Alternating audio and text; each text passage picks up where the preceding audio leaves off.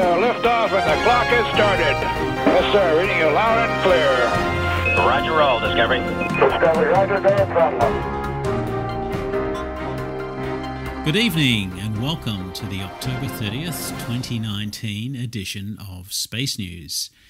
This is Michael Abdillah and I have Tina Stagg here with me tonight, and we are both from the Space Association of Australia.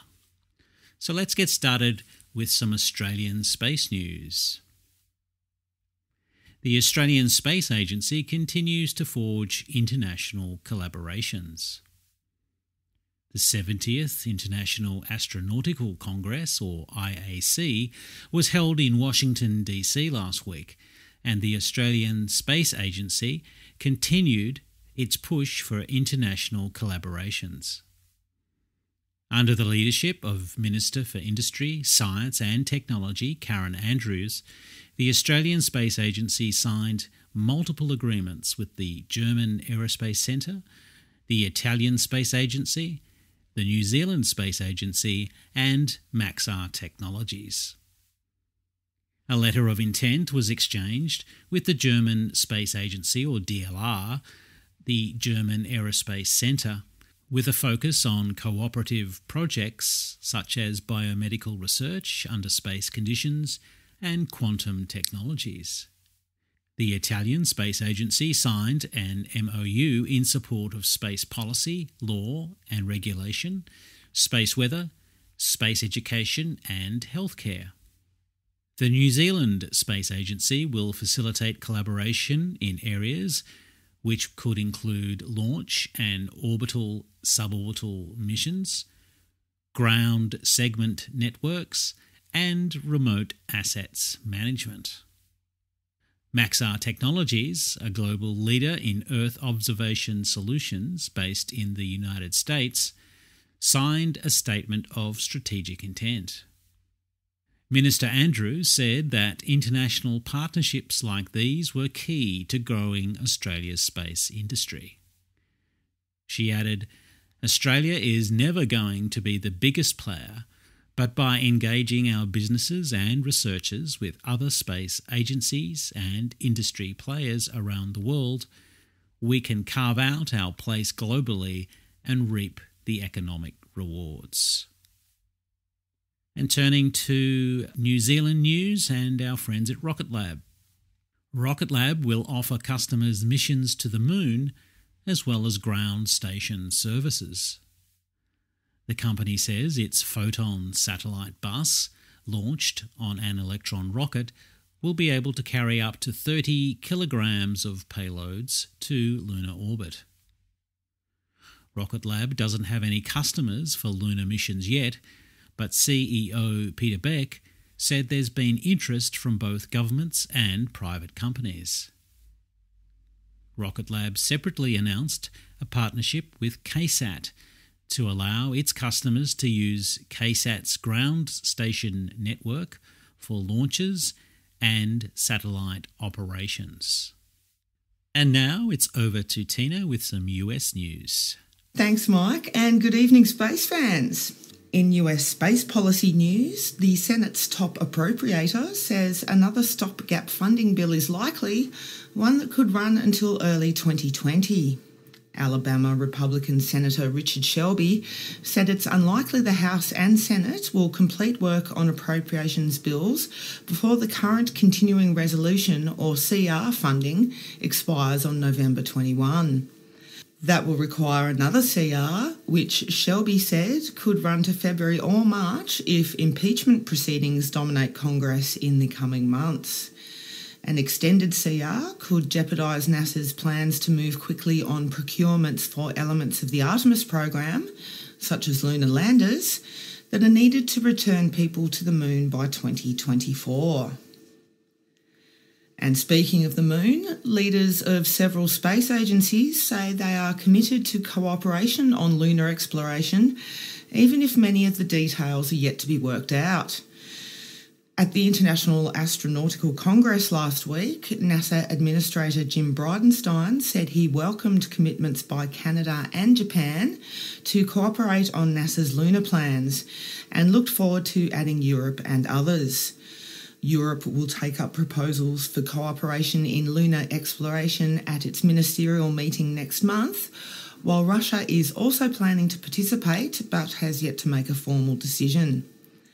That partnership may make use of the existing intergovernmental agreement in place for the International Space Station. In NASA planetary news, a NASA mission to study distant asteroids passed a key review recently. Lucy, a Discovery-class mission, completed its critical design review, allowing it to proceed into full-scale manufacturing and assembly of the spacecraft. Lucy will launch in October 2021 and fly by 7 asteroids, 6 of which are Trojan asteroids in the same orbit around the Sun as Jupiter, during the course of a 12-year mission. And heading to Europe, the head of the European Space Agency says he's optimistic the agency will get its key programs funded at an upcoming meeting. Jan Werner said in an interview at the International Astronautical Congress that he expects to get most, if not all, of the 12.5 billion euros the agency seeks for the next 3 years at a ministerial meeting late next month. That includes cooperation in NASA's lunar exploration plans, which Werner said was not affected by the decision earlier this year by the United States to accelerate the timing of a human return to the moon. Meanwhile, a European spacecraft to study the Sun is ready for launch. The Solar Orbiter, or SLO, has completed assembly and testing in Europe and will soon be shipped to Florida for a launch in February on an Atlas V. Solo will be launched into an orbit that places it closer to the Sun than the planet Mercury. It will provide close-up observations of the Sun to help scientists better understand its 11-year cycle of activity. Back to Michael. Thank you, Tina, and let's look at some Chinese news. An unusual material found on the far side of the moon by China's Chang'e 4 mission may not be so mysterious after all. Earlier this year, Chinese scientists said they had found a gel-like material in images by the lander's U-2 rover. Newer, high-resolution images taken by the rover show that material is likely impact glass, created when minerals are melted during impacts.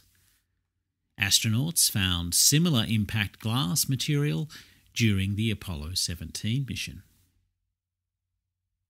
And turning to Japan. Japanese Lunar Lander company iSpace says it's on track to launch its first mission in 2021. The company told the IAC meeting it expects to start assembly next year of the lander for its M1 lander mission launching in 2021, with a second mission, M2, to follow in 2023. The company is partnered with Draper on NASA's Commercial Lunar Payload Services program and expects to see a new task order competition for the program in the near future. The company used the IAC to donate a rover it developed for the former Google Lunar X Prize competition to the US National Air and Space Museum, where it will go on display in a new gallery focused on the future of spaceflight.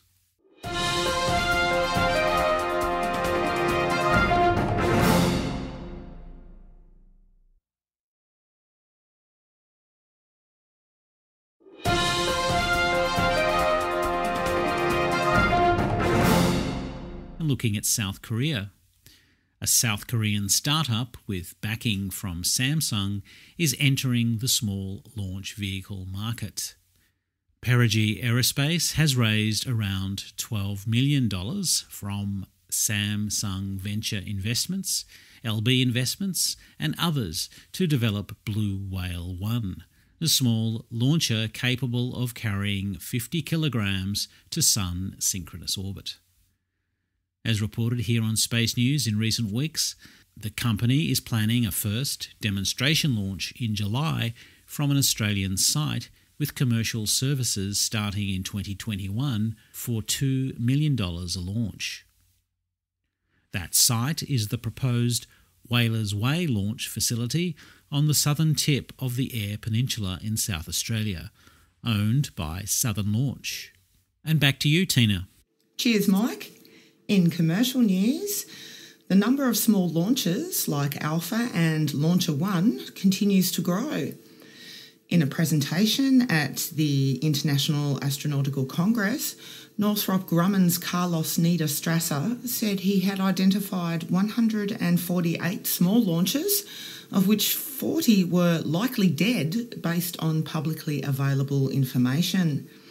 He said he was starting to see attrition as ventures that proposed small launches a few years ago ran into difficulties. Still, he said, every time I kill off one launch vehicle, 2 more show up.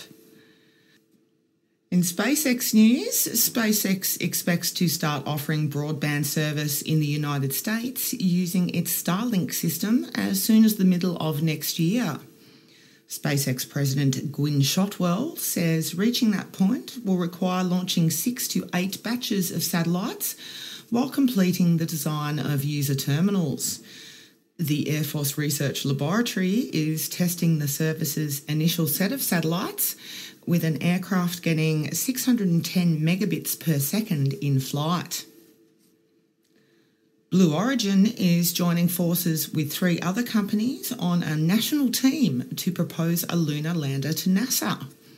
Blue Origin founder Jeff Bezos told the International Astronautical Congress that his company, along with Draper, Lockheed Martin and Northrop Grumman, would work together on a human lunar lander for NASA's Artemis program. Blue Origin would provide the descent module, Lockheed the ascent module, Northrop a transfer stage to take the lander from the gateway to low lunar orbit, and Draper the guidance and avionics systems.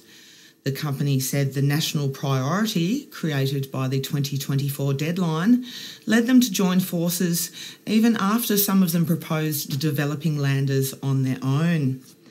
Proposals for NASA's Human Landing Services program are due on November 1, with initial study contracts expected to be awarded by the end of the year. Virgin Orbit is considering a 3-stage version of its Launcher 1 rocket for interplanetary missions. Virgin Orbit Advanced Concepts Director John Fuller says the company is deciding between 3 highly energetic 3rd-stage options for Launcher 1 to enable the rocket to launch up to 50 kilograms to Mars or 70 kilograms to Venus. The company expects to make a decision in a month or 2. The first launch of the existing 2-stage version of the rocket is expected to take place later this year. And meanwhile, Virgin Orbit has dropped out of the DARPA Launch Challenge, leaving just one competitor in the responsive launch contest. Virgin Orbit said while it supported the aims of the competition, it needed to focus on commitments to government and commercial customers. Virgin was one of 3 finalists announced by DARPA in April for the competition, where companies have to demonstrate the ability to perform 2 launches from 2 different sites at short notice. Another finalist, Vector, dropped out last month after financial problems, leaving only an undisclosed stealth company believed by many to be Astra Space. Sierra Nevada Corporation has taken possession of the primary structure for its first Dream Chaser spacecraft. The composite structure was built by Lockheed Martin and arrived at an SNC facility recently. The company will spend the next 18 months assembling the rest of the spacecraft in preparation for its first cargo mission to the ISS, scheduled for late 2021. The company has long-term plans to build a fleet of Dream Chaser vehicles, each capable of at least 15 flights, and hopes to eventually build a crewed version. In news from Northrop Grumman, the next Cygnus mission to the ISS will be named after the late astronaut Alan Bean. Northrop Grumman said the NG-12 Cygnus cargo mission to the station, scheduled for launch in a little more than a week, will be named the SS Alan Bean, continuing a tradition of naming its cargo spacecraft after deceased astronauts. Bean walked on the moon 50 years ago on Apollo 12 in November 1969 and commanded the second mission to Skylab in 1973. He passed away last year. And back to Mike. Thank you, Tina. And finally tonight, the US Senate has approved legislation to award medals to some of NASA's hidden figures. The Senate recently passed the Hidden Figures Congressional Gold Medal Act, which authorises congressional gold medals for Katherine Johnson, Mary Jackson, Dorothy Vaughan, Christine Darden, and other women who supported work at NASA and its predecessor, the NACA. Their contributions gained prominence in recent years with the book and movie Hidden Figures. The bill passed the House last month and now goes to the President for his signature. And that's all we have time for tonight. Thank you, Tina, and we'll speak to you again next week. Good night.